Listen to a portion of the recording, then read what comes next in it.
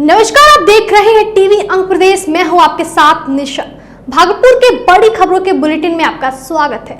तो शुरुआत करेंगे आज के सबसे बड़ी खबर से। बिहार कांग्रेस के वरिष्ठ नेता व बिहार विधानसभा के पूर्व अध्यक्ष सदानंद सिंह का आज यानी बुधवार को निधन हो गया। पटना के दानापुर में इलाज के दौरान उनका निधन हो गया है। वे लंबे अरसे से बीमार चल रहे थे। वे भागलपुर जिले के कहलगांव विधानसभा से वे 9 बार विधायक रहे, एक बार बिहार विधानसभा के अध्यक्ष भी रहे, एक बार राज्य सरकार में मंत्री थे। वे कांग्रेस के कद्दावर नेता थे। पिछले 2 माह से बीमार चल रहे थे। सदानंद सिंह के निधन पर बिहार के सियासी गलियारे में शोक की लहर है। कांग्रेस के कद्दावर नेता पूर्व विधानसभा अध्यक्ष सदानंद सिंह का निधन पटना के निजी अस्पताल में उपचार के दौरान हो गया। वे भागलपुर जिले के कहलगांव विधानसभा से 9 बार विधायक रहे, राज्य सरकार में मंत्री भी रहे। सदानंद सिंह के निधन पर शोक की लहर दौड़ गई है। सभी दल के नेताओं ने उनके निधन पर शोक जाहिर किया है। मुख्यमंत्री नीतीश कुमार, राज्य सरकार के मंत्री अशोक चौधरी, सम्राट चौधरी ने सदानंद सिंह के निधन पर शोक प्रकट किया। कांग्रेस नेता मदन मोहन झा ने उन्हें पिता तुल्य कहा, तो विधान पार्षद प्रेमचंद मिश्रा ने उन्हें बिहार कांग्रेस का सबसे बड़ा नेता कहा। नेता विपक्ष तेजस्वी यादव ने भी सदानंद सिंह के निधन पर शोक जाहिर किया है। उनके निधन पर हर वर्ग व पार्टी के लोगों ने शोक जताया है। वे जन जन के नेता थे। सदानंद सिंह पहली बार 1969 में विधायक बने थे। उसके बाद उन्होंने कभी पीछे मुड़कर नहीं देखा। बिहार की सियासत की हर बुलंदी उनके हिस्से आई। कहलगांव सीट से उन्होंने 12 बार चुनाव लड़ा, जिसमें से 9 बार वे जीते। 1985 में जब कांग्रेस ने उनका टिकट काट दिया तो वे निर्दलीय उम्मीदवार के तौर पर मैदान में उतरे और जीत हासिल की। कांग्रेस से टिकट नहीं मिलने के बावजूद उन्होंने पार्टी का दामन नहीं छोड़ा। वे 2000 से लेकर 2005 तक बिहार विधानसभा के स्पीकर भी रहे। कई बार बिहार सरकार के मंत्री रहे, जिसमें सिंचाई और ऊर्जा जैसा महत्वपूर्ण महकमा भी संभाला। वे बिहार कांग्रेस के अध्यक्ष 2 बार रहे। सदानंद सिंह मूलतः भागलपुर जिले के रहने वाले थे। कहलगांव अनुमंडल के धुआबे उनका पैतृक घर था। वर्ष 2020 तक वे कहलगांव के विधायक रहे। इसके बाद उन्होंने राजनीति से संन्यास ले ली। सदानंद सिंह ने तिलका मांझी भागलपुर विश्वविद्यालय से बीकॉम LLB तक की पढ़ाई की थी। उनकी प्रारंभिक शिक्षा कहलगांव की शारदा पाठशाला से हुई, जहां से उन्होंने मैट्रिक की थी। वे शुरू से ही कांग्रेस में रहे। भागवत आजाद ने उन्हें कांग्रेस में लाया था। 1969 से वे राजनीति में सक्रिय थे। पहली बार 1972 में चुनाव लड़े और विधायक बने। इसके बाद लगातार 4 बार विधायक रहे। इसके बाद 2 बार राजद प्रत्याशी महेश प्रसाद मंडल ने इन्हें पराजित किया। 2 बार हारने के बाद वे पुनः जीते। इसके बाद उन्हें जदयू प्रत्याशी अजय कुमार मंडल, जो भागलपुर के वर्तमान जदयू सांसद हैं, ने इन्हें पराजित किया। इसके बाद हुए चुनाव में फिर सदानंद सिंह चुनाव जीत गए। यहाँ बता दें, एक बार कांग्रेस ने सदानंद सिंह को टिकट नहीं दिया, इस कारण वे निर्दलीय चुनाव लड़े और जीते। हालांकि चुनाव जीतने के बाद वे फिर से कांग्रेस में जुड़ गए। वर्ष 1977 में कांग्रेस के प्रति पूरे देश में आक्रोश था। इसके बावजूद भी कहलगांव से वे चुनाव नहीं हारे थे। सदानंद सिंह का लंबा राजनीतिक जीवन और पार्टी के प्रति उनकी निष्ठा ये बताती है कि दल बल के इस दौर में 50 साल से ज्यादा किसी एक विचार और एक पार्टी के प्रति समर्पण के मायने क्या होते हैं। वे बिहार कांग्रेस के सबसे वरिष्ठ नेता थे।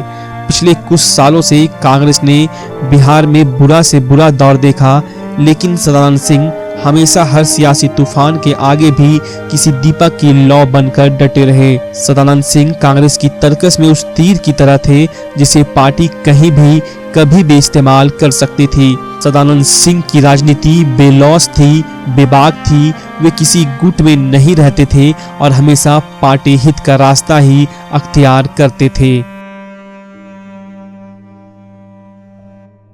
भागलपुर समेत बिहार के कई जिलों में वायरल फीवर कहर बरपा रहा है। सैकड़ों बच्चे इसकी चपेट में आ गए हैं। जवाहरलाल नेहरू मेडिकल कॉलेज अस्पताल में बच्चों के 70 में से 50 बेड भर चुके हैं।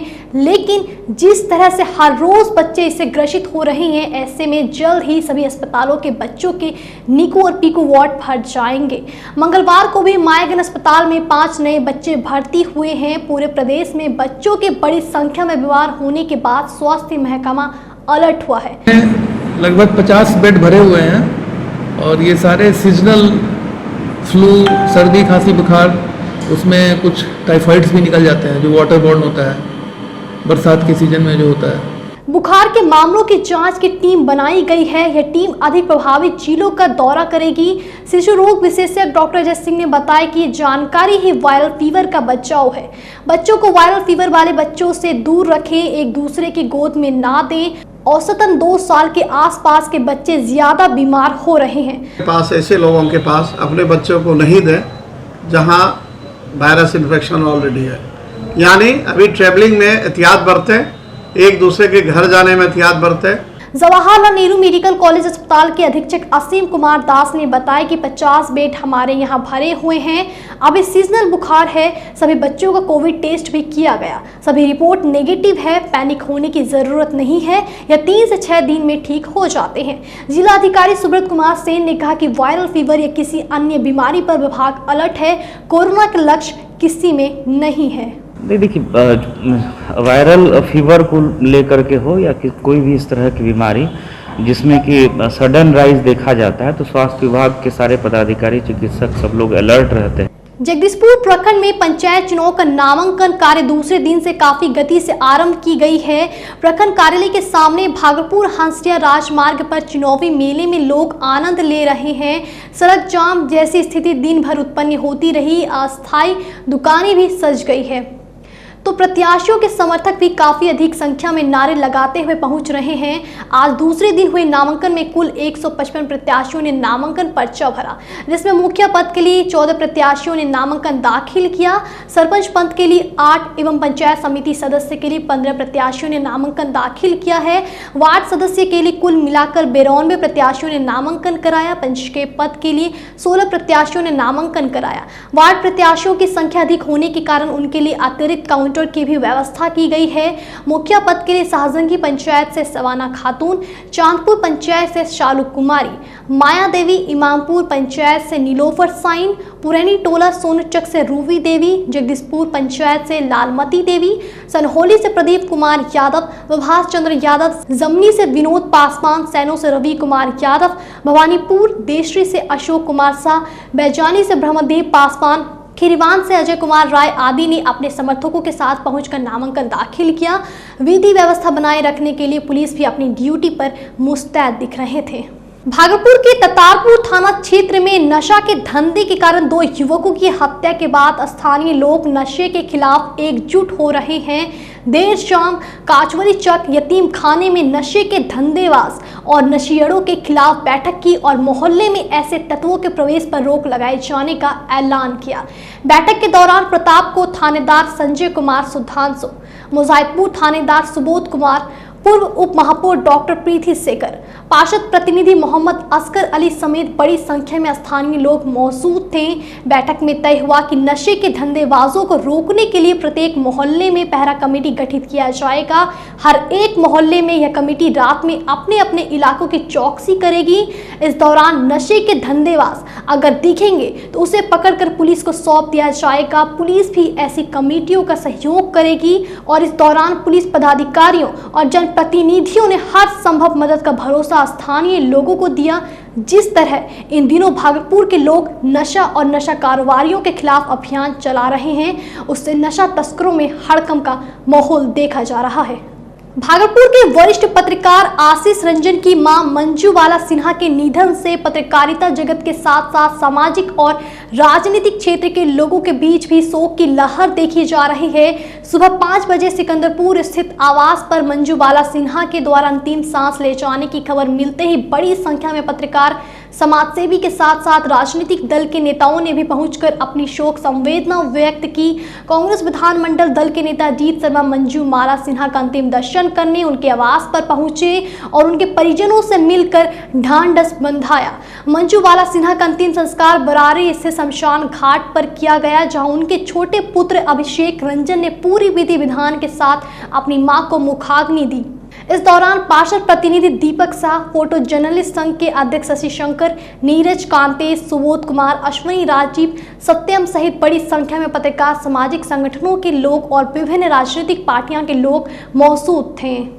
बुधवार को प्रतिभा रानी की अध्यक्षता में समारोह आयोजित कर स्थानांतरित डीडीसी को भावपूर्ण विदाई दी गई। अपने संबोधन वक्ताओं के कार्यों की सराहना करते हुए कहा, आप न केवल ड्यूटी के पक्के हैं बल्कि अधीनस्थ कर्मचारियों एवं पंचायत प्रतिनिधियों के साथ मधुर संबंध रखना भी आपकी खासियत है। वहीं डीडीसी ने अपने सहकर्मियों का आभार व्यक्त करते हुए कहा कि अपने कार्यकाल के दौरान प्रशासनिक अधिकारियों के साथ अधीनस्थ कर्मचारियों का मुझे भरपूर सहयोग मिला। मौके पर निदेशक डीआरडीए, वरिष्ठ समाहर्ता डीआरडीए के सभी पदाधिकारी एवं कर्मी मौजूद थे।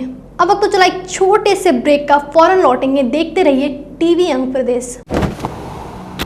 A nation begins from the ground up, just the way man does. And as we fill in the pages of our lives, a greater story is written, unnoticed. We become the men who help build a nation. As we button up each day to harvest, protect, build, fix, be the man who grows other men. We all work together to make the impossible possible and build the Indian dream. Because the spirit of a nation is kept alive by the spirit of man. Indian Terrain.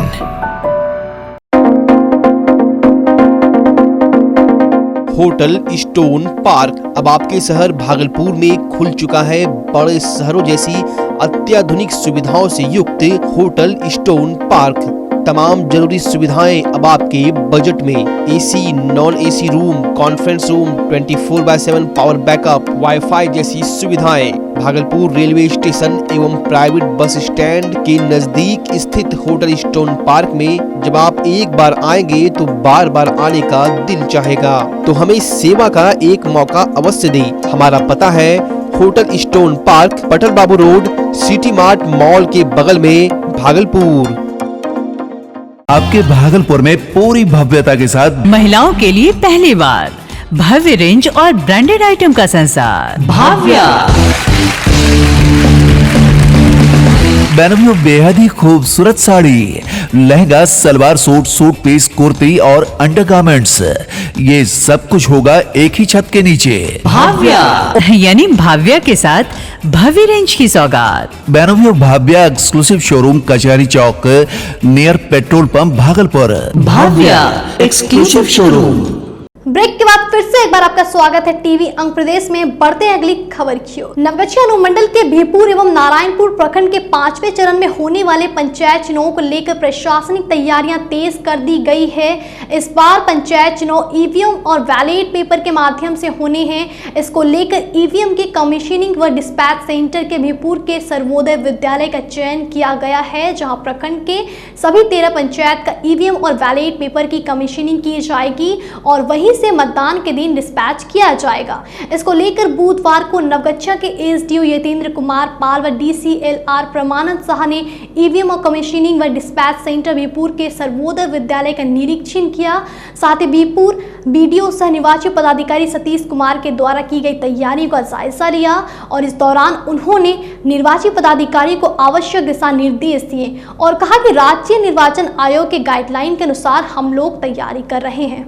वजीफे के लिए police साहब ने तैयारी की हुई है, dispatch के लिए भी तैयारी की हुई है, तो आगे रिव्यू भी करते रहेंगे। और चुनाव को लेकर सर क्या इंट्रैक्शन मिला है जैसे क्षेत्र के लिए? सर चुनाव के लिए सारी तैयारी करते रहेंगे। वीडियो सीओ साहब हैं यहाँ पर, जितने भी जो भी समस्याएं हैं चुनाव के लिए डिस्पैच होना है, जो पोलिंग पार्टी है उस पर भी तैयारी की जा रही है और लॉ एंड ऑर्डर और जो भी एमसीसी का पालन करना है उसके लिए भी काम किया जा रहा है।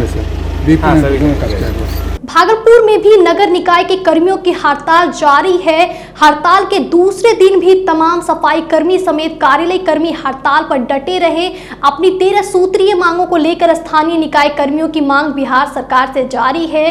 कई बार मांग पत्र भी बिहार सरकार को सौंपा गया, लेकिन कोई निदान नहीं मिलने से एक बार फिर से कामकाज ठप कर दिया गया है। विरोध प्रदर्शन के कारण भागलपुर स्मार्ट सिटी और नगर निगम कार्यालय का कामकाज बिल्कुल बंद हो गया है।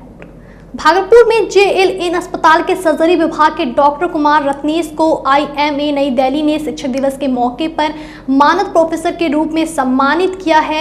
IMA नई दिल्ली की तरफ से यह सम्मान देश के मात्र 10 डॉक्टरों को दिया जाता है।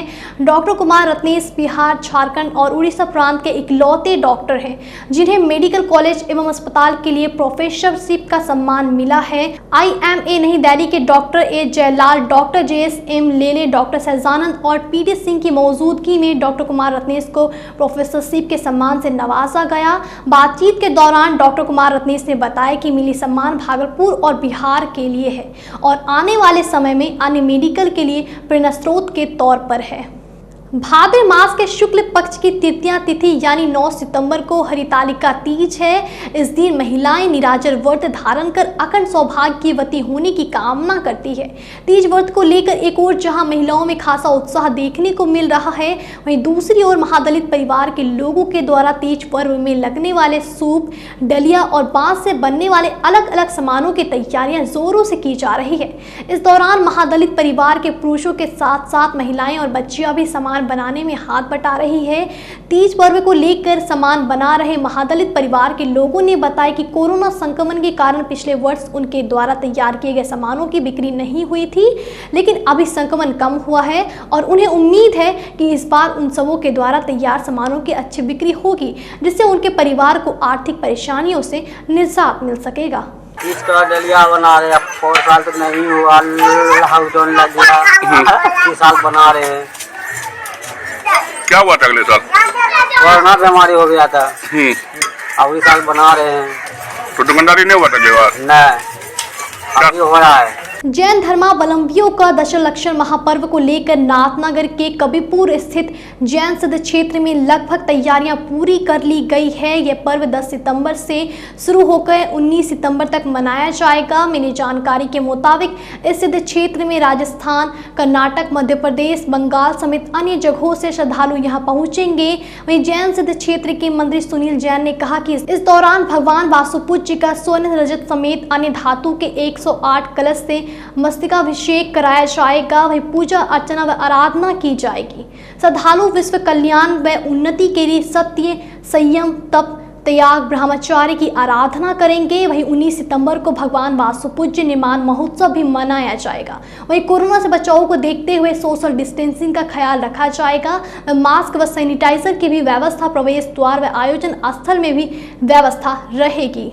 भागलपुर स्टेशन चौक स्थित श्री जैन श्वेतांबर मंदिर में पर्युषण महापर्व के दौरान 5वें दिन भगवान महावीर के जन्मवाचन महोत्सव को धूमधाम से मनाया गया।